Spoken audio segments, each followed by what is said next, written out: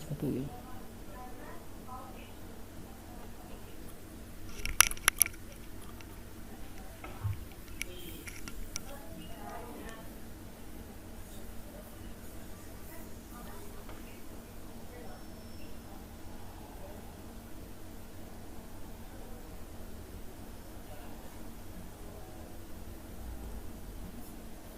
Di Pak Ulam.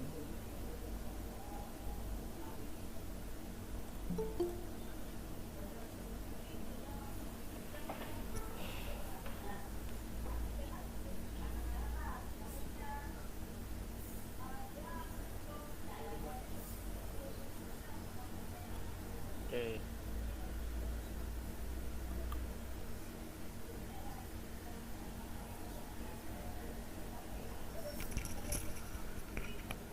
Cek. Bon nggih, Pak. Nggih, Langsung bisa dimulai. Pak William.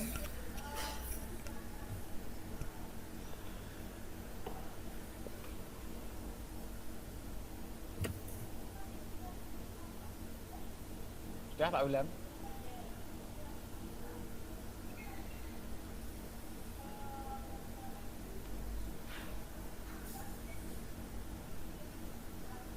Ini Pak, monggo. Nggih, Bon, langsung monggo dimulai mawon.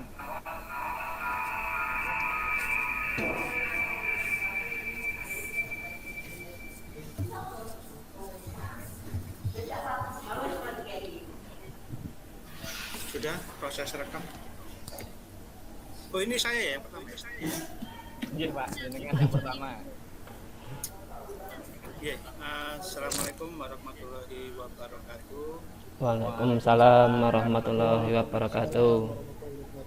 Alhamdulillah Bapak Ibu guru yang saya hormati, hari ini saya akan memberikan IHT atau Inhouse Training, bab yang materi yang saya ambil yaitu tentang assessment, ya. Saya akan share dulu materinya.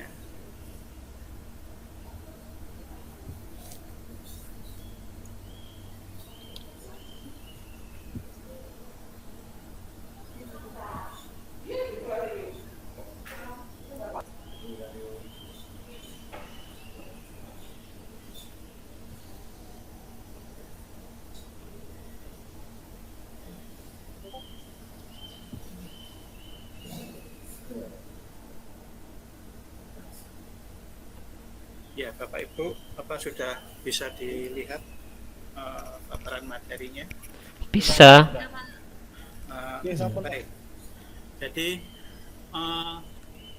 asesmen atau penilaian itu sangat penting bagi kita sebagai seorang guru karena itu merupakan indikator kita apa yang akan kita capai ya, atau dari capaian pembelajaran kita, apakah serapan materi yang kita berikan itu bisa tersampaikan kepada siswa dengan baik ataukah belum ya. Jadi ini merupakan salah satu indikator yang penting yang harus kita lakukan. Bentuknya bebas ya, sesuai dengan prinsip Merdeka Belajar, tidak ada aturan baku tentang model penilaiannya seperti ini. Jadi intinya seperti itu.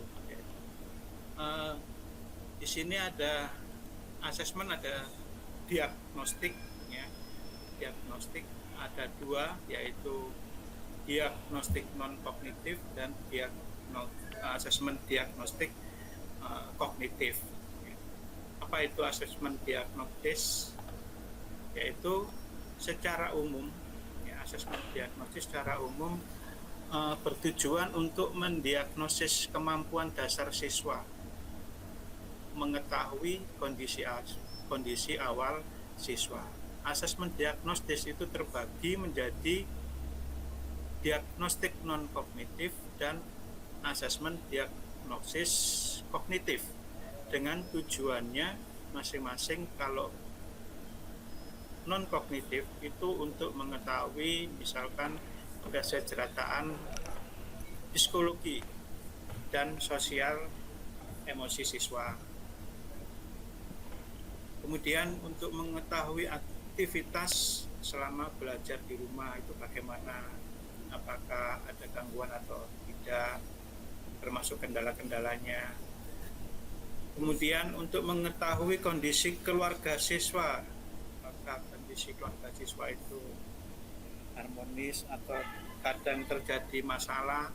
Kalau ada masalah itu pengalaman siswanya itu juga ikut mengalami kesulitan di dalam penyerapan materi, karena di rumah itu biasanya tidak tahu bentrok atau terus bagaimana. Kemudian untuk mengetahui gaya belajar ini tergantung dari karakteristik peserta minat belajar siswa, ya. Karena berbagai macam karakteristik model belajarnya, ada yang harus belajar kadang menggunakan musik, ada yang harus silent kondisi ruangannya, kadang harus belajarnya itu sambil tidur membacanya dan sebagainya. Itu pun juga nanti bisa diidentifikasi. Kemudian kalau asesmen kognitif itu mengidentifikasi capaian kompetensi siswa. Untuk yang kedua, untuk menyesuaikan pembelajaran di kelas dengan kompetensi rata-rata siswa. Yang ketiga, yaitu memberikan kelas remedial atau pelajaran tambahan pada siswa yang kompetensinya di bawah rata-rata. Jadi itu yang tujuan dari asesmen diagnostik. Berikutnya tentang asesmen diagnostik non-kognitif. Apa itu diagnostik non-kognitif? Asesmen non-kognitif atau diagnostik non-kognitif yaitu dilakukan pembelajaran asesmen yang dilakukan di awal pembelajaran. Jadi sebelum adanya ujian tengah semester atau akhir semester. Ini bisa dilakukan fungsinya untuk menggali hal-hal seperti kesejahteraan psikologis siswa, kemudian aktivitas siswa selama belajar di rumah, kondisi keluarga dan pergaulan siswa, kemudian gaya belajar atau karakter serta minat siswa. Berikutnya contoh, ya, persiapan apa yang diperlukan untuk diagnostik non kognitif ini, yaitu misalkan menyiapkan alat bantu berupa gambar-gambar yang mewakili emosi, kemudian siapkan pertanyaan panduan berikut, misalkan apa yang sedang kamu rasakan saat ini, bagaimana perasaanmu saat belajar,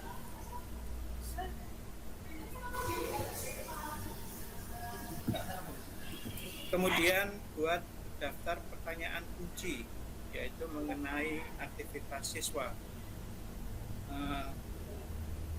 Misalkan, apa kegiatanmu belajar di rumah? Kemudian, apa hal-hal yang paling menyenangkan dan tidak menyenangkan ketika belajar di rumah? Kemudian, apa harapanmu? Nah, itu cara-cara dari contoh mempersiapkan asesmen diagnostik non-kognitif. Kemudian contoh berikutnya, yaitu misalkan siswa mengekspresikan perasaan selama belajar di rumah serta menjelaskan aktivitasnya. Mungkin bercerita, menulis, menggambar. Bapak Ibu mohon maaf, ini hanya sebuah ilustrasi, ya. Jadi nanti di dalam penerapannya tidak harus seperti ini. Jadi boleh dikreativitaskan bebas, ya, dikreasikan bebas. Ini hanya sebuah ilustrasi. Kemudian saya lanjutkan tentang bagaimana strategi tanya jawab. Yang pertama, pastikan pertanyaan jelas dan mudah dipahami, menyertakan acuan dan stimulus informasi yang dapat membantu siswa menemukan jawabannya. Yang ketiga, memberikan waktu berpikir pada siswa sebelum menjawab pertanyaan. Kemudian saat siswa menjawab pertanyaan, berikan penguatan, berikan pertanyaan lanjutan untuk menggali lebih dalam. Yang ketiga, mengembalikan fokus jika jawabannya mulai menyimpang. Kemudian saat siswa balik bertanya, langsung menjawab pertanyaan siswa, membantu siswa untuk dapat menjawab pertanyaannya sendiri. Kemudian saat siswa menjawab pertanyaan, yaitu mencoba mengarahkan kembali pertanyaannya. Kemudian memparafrasekan pertanyaan agar lebih mudah dipahami. Kemudian menunggu beberapa saat.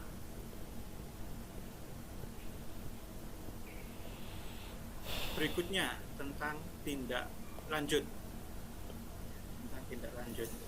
Yang pertama, identifikasi siswa dengan ekspresi emosi negatif dan diajak berdiskusi empat mata. Yang kedua, menentukan tindak lanjut dan mengkomunikasikan dengan siswa serta orang tua bila diperlukan. Yang ketiga, mengulangi pelaksanaan asesmen non-kognitif pada awal pembelajaran.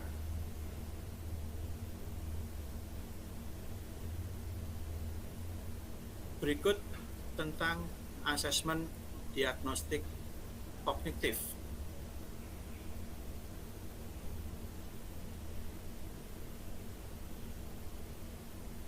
Bapak Ibu masih bisa didengarkan suara saya? Masih Pak. Masih dong. Terima kasih. Masih. Saya lanjut asesmen diagnostik kognitif, yaitu asesmen bertujuan mendiagnosis kemampuan dasar siswa dalam topik sebuah mata pelajaran.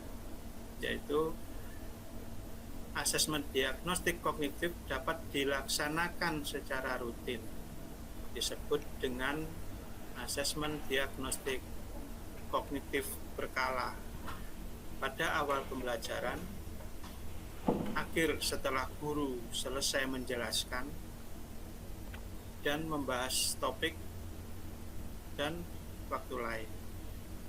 Asesmen diagnostis bisa berupa formatif maupun asesmen sumatif.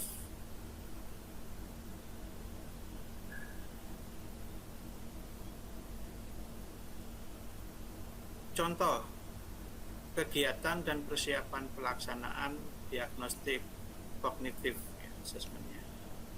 Pertama, membuat jadwal pelaksanaan asesmen. Yang kedua, identifikasi materi asesmen berdasarkan penyederhanaan kompetensi dasar yang disediakan oleh Kementerian Pendidikan dan Kebudayaan. Kemudian yang ketiga, susunan pertanyaan yang sederhana meliputi 2 pertanyaan sesuai kelasnya dengan topik capaian pembelajaran baru, 6 pertanyaan dengan topik 1 kelas di bawah, 2 pertanyaan dengan topik 2 kelas di bawah. Sesuai dengan pertanyaan dengan topik yang menjadi prasyarat untuk bisa mengikuti pembelajaran jenjang sekarang. Berikan asesmen untuk semua siswa kelas, baik yang belajar tatap muka di sekolah maupun belajar di rumah.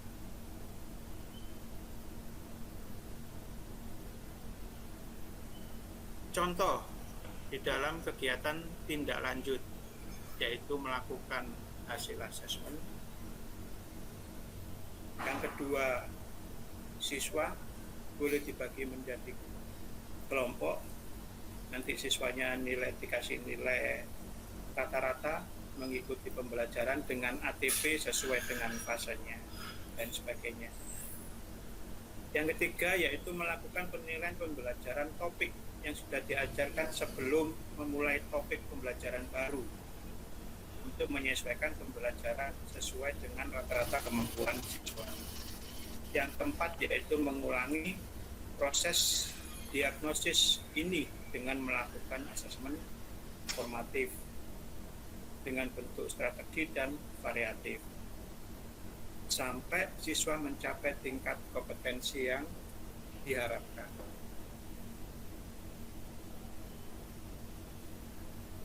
Berikut contoh perencanaan soal. Kemudian contoh perencanaan soal ini untuk matematik kelas SD ada tujuan pembelajaran tes, prasyarat dari tujuan pembelajaran, kemudian berikut soalnya. Contoh berikut yaitu tentang perencanaan soal hingga tindak lanjut ya, dengan rubrik skornya, misalkan jawaban A paham utuh, skor B paham sebagian, jawaban C tidak paham, Y. Jadi seperti itu model asesmen atau asesmen yang kita bahas hari ini, yaitu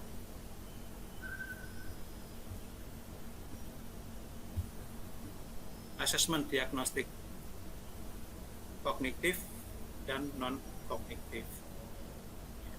Sampai di sini presentasi yang saya sampaikan. Bila ada pertanyaan dari Bapak Ibu, dipersilakan.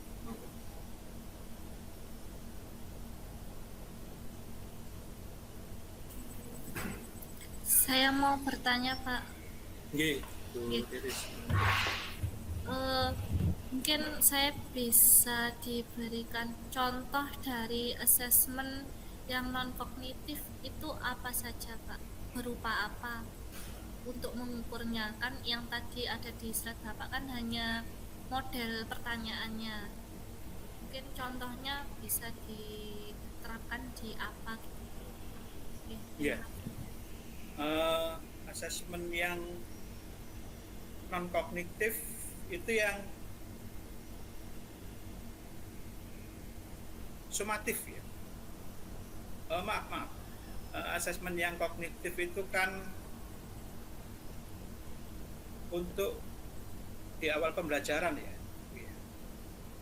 Jadi intinya itu contoh pertanyaan, misalkan apakah kalian sudah memahami tentang Microsoft Office.